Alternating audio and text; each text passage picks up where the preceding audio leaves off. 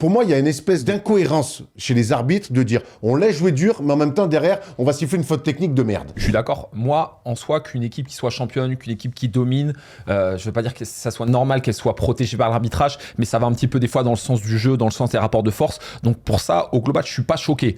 Par contre, effectivement, là, l'action, elle reste grotesque et c'est incompréhensible, surtout que c'est pas comme si, on parle de Devin Booker, c'est une superstar de la ligue, c'est quelqu'un qui normalement doit être un peu protégé. Donc écoute, c'est quelque chose que j'ai pas compris. Il prend 17 tirs seulement au premier match. Là, il en prend que 13 ou 14. C'est le 3e joueur qui prend le plus de tirs dans son équipe. Il est hyper bien défendu. Donc je pense qu'il y a pas, au-delà de tout ça, énormément de frustration individuelle et je pense qu'il va falloir qu'ils se fassent violence de toute manière. Là, ils sont très mal embarqués. Mais en tout cas, pour revenir sur le coup de sifflet, c'est clair que c'est un petit peu abusif. Et la frustration, parce qu'on se dit qu'on pourrait peut-être avoir des matchs et que Phoenix est moins fort, mais que c'est sûr que si l'arbitrage est aussi permissif avec OKC, ils n'auront aucune chance dans la série. Shai Gilgeous-Alexander a été incroyable, Jalen Brooks lui a bien répondu, il y a eu des mano à mano, ça a été un bon match de basket. Le problème, c'est que Devin Booker, qui est pas quand même coutumier du fait des déclarations comme ça, si il est aussi véhément avec l'arbitrage, c'est qu'il y a un truc.